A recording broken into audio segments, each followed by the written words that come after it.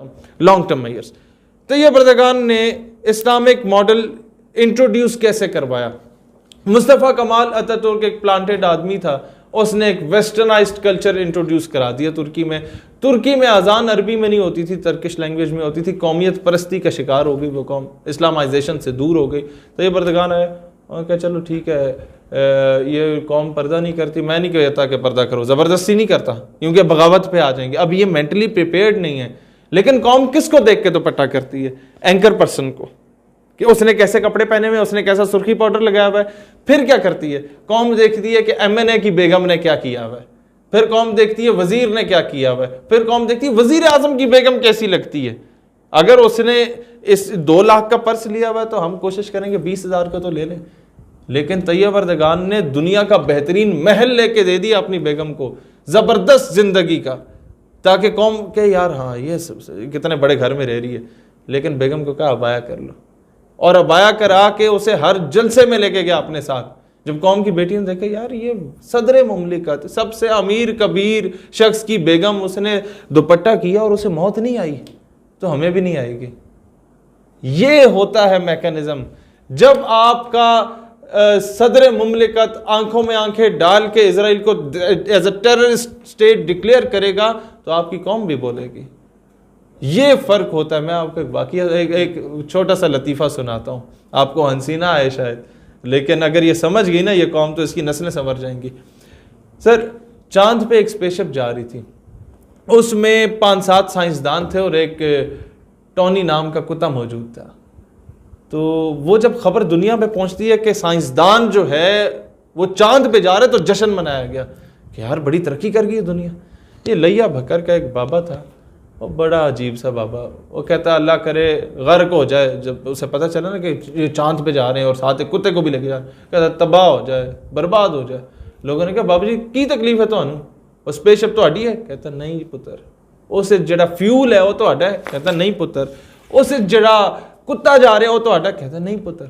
बाबा जी वह तुहानू की तकलीफ है, क्यों बदवाइयां दे रहे हो? कहता पुत्र खुदा ना खास्ता उस स्पेसशिप चांद पे पहुंच गई, तो उस स्पेसशिप में अगर वो पहुंच जाती है तो चांद पे चांद की अपनी मखलूक पहले से मौजूद होती है।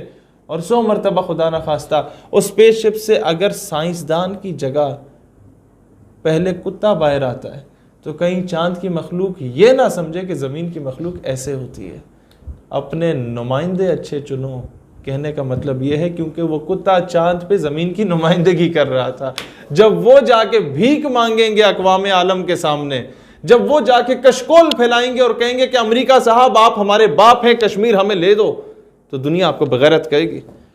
यही तो सवाल है कि हम हकीकी मैनों में आज़ाद नहीं है। तो नज़रिए पाकिस्तान की ज़रूरत क्यों थी? मैं आपको ये बात बता रहा हूँ सर, मसला ये है जब तक कीमे वाले नान और बिरयानी की प्लेट पे ये कौम अपने ज़मीर का सौदा करेगी, जब तक ये तमाशबीन कौम जहाँ बंदर को मदारी नचाता है उधर तमाशे लगाएगी, जब तक ये दांतों के जलसों पे जाके पूरे पूरे पैसे नोट उल देगी, जब तक ये बटेरों को, कुत्तों को और कुकड़ों को लड़वाने की कोशिश करेगी और उसमें समझेंगे कि हम बहुत बड़े नवाब वडेरे बन गए हैं, कौम का मुस्तकबिल तो तब्दील नहीं होगा। कैसे? आपका ही सवाल है ना। जी कैसे? सर, आपका तालीमी निसाब जब तक आपको मोहम्मद बिन कासिम, टीपू सुल्तान, सलाहुद्दीन अयूबी, नूरुद्दीन जंगी, तारिक बिन ज़ियाद नहीं पढ़ाता, निज़ाम आपका बेहतर नहीं हो सकता। आपका मुल्क इस्लामी रियासत है, ला इलाहा इल्लल्लाह मुहम्मद रसूलुल्लाह पे बना है, सारा निसाब आपके पास है, आपने इंप्लीमेंट करना है। इंप्लीमेंट कौन करवाएगा? हम नौजवानों की स्टेज पे बात नहीं करेंगे, हम करेंगे। हाँ। मैं आपको बताता हूँ 70 साल की आप मैं आपको बताता हूँ 70 साल का मैं रिस्पॉन्सिबल हूँ। आपने तो पूरी आवाम के लिए देखिए, मैं आवाम का क्या, तमाशबीन कौम का मैं रिस्पॉन्सिबल हूँ। नहीं, अब मैं आपसे ये बात पूछना चाह रहा हूँ कि जो 70 साल में हमारे मजहबी लीडर भी हैं, हमारे लोग हैं, मैं उनका रिस्पॉन्सिबल नहीं हूँ। वो मजहबी लीडर जो मेजॉरिटी थी वो एक स्कूल ऑफ थॉट के लीडर थे। वो कौन से तमाम मजहब के लीडर थे? वो तो 1.5 इंच की मस्जिद बना के उसके लीडर थे। उन्होंने कौन सा काम अच्छा, का? आप असल में ये पूछना चाह रहे हैं कि अब इसका हल क्या है? मैं वही बता रहा हूँ। आपको नजर आ रहे हैं। मैंने आप 8 साल तहरीक चलाई, तालीमी निसाब में तरमीम करो, मिस्टर चिप्स को हटाओ, सिंडेला को हटाओ। जब नहीं हुआ ना, मैंने हर दरवाजे पे दस्तक दी। जब नहीं हुआ ना, मैंने कहा चलो ठीक है, गवर्नमेंट कुछ नहीं करती, मैं क्या करूँगा। मैंने और हमारी एक बहन है पलवशा सईद साहिबा, शी इज़ फ्रॉम टमन चकवाल, हम दोनों ने मिल के नज़रियात के नाम पर एक किताब लिखी। उसमें हमने लिखा कि तारिक बिन ज़ियाद 10 गुना बड़ी फौज के सामने जब गया तो वापसी का रास्ता कश्तियों के जरिए, समंदर के जरिए था, तो उसने कश्तियों को आग लगा दी कि या गाजी हूँगा या शहीद हूँगा। और वो किताब आला हुकाम को भी भिजवाई और इस मुल्क के 60,000 तलबा को और तालिबात को मुफ्त में तकसीम की।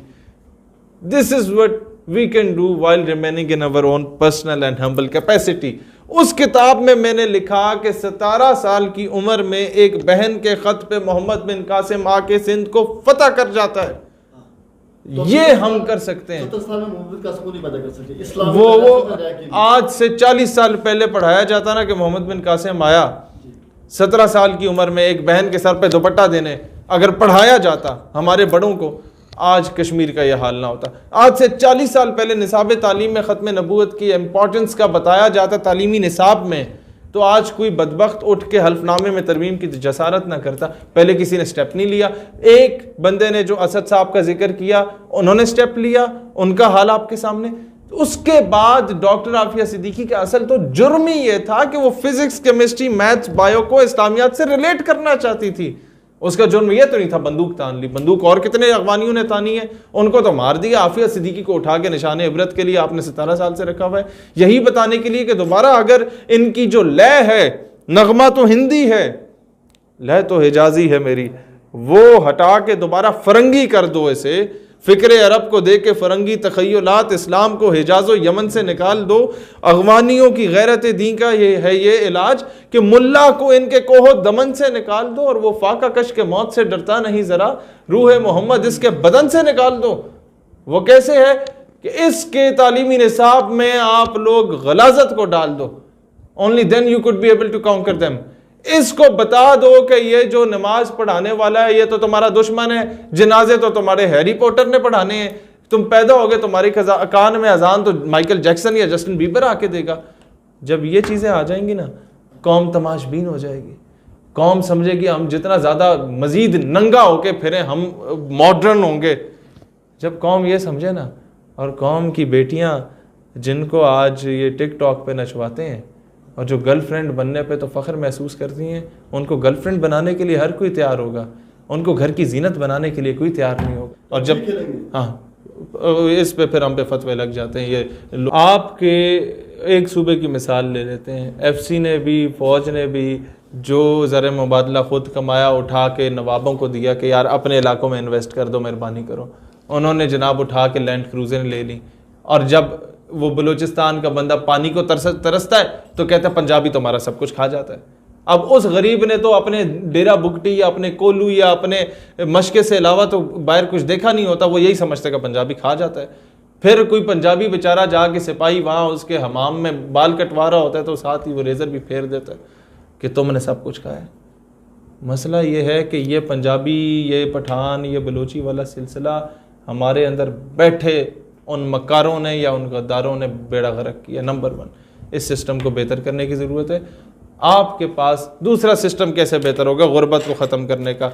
ये जो आपके झुग्गियों वाले नहीं बैठे होते बेचारे, ये मासूम औरतें जो इतने कमज़ोर बच्चे हो जाते हैं और सख्त धूप में आके ये मांग रही होती हैं, इनकी शादी होती है तो इनका कॉन्ट्रैक्ट होता है उस मर्द के साथ कि मैं इधर बैठ के जुआ खेलूंगा झुग्गी में, मैं इधर बैठ के चरस और शराब पीऊंगा, तुम्हारे साथ ये मुआहिदा कि 2000 रुपये ला के मुझे दो। अगर हम लोगों ने कोई निज़ाम बना लिया ना, हमारे इख्तियार में हुआ, तो हम उन सब लोगों को कहेंगे, झुग्गियों वालों को, अपनी औरतों को घर में बैठाओ, ये दलाली मत करो, हम तुम्हें मजदूरी देते हैं, मजदूरी करो। और अगर फिर भी उन्हें लत पड़ी हो कि अपनी बेगम की कमाई का खाना है, वो बेगम जिससे तुम लोग मज़ारे करा के वो नवाबों की ज़मीनों में भेजती और भट्टों में भेजते और वो उनके बिगड़ी हुई औलाद इन पे हाथ फेर रही होती है और इनकी इस्मतदरी कर रही होती है, अगर तुम यूं अपनी बेगमात को बेच रहे हो और ख़ुद तुम्हें मजदूरी देने के बावजूद तुम नहीं कर रहे हो, तो ऐसे लोगों को फांसी दें। माशरा आधा कौम तो काम करना ही नहीं चाहती ना, कौम आराम पसंद है, कौम काम चोर है, कौम चाहती है बना बनाया जनाब, बस इधर से भी राशन आ जाए, उधर से भी राशन आ जाए, बना बनाया मिल जाए, और फिर राशन इकट्ठा करके फिर चीनी का दे देगी, यार ये डोनेशन आई थी, ये चीनी ले लो, शैम्पू मैंने दे दो। इकबाल का सफर भी तो बयान फरमा रहे हैं। मैं आप आपको एक छोटी सी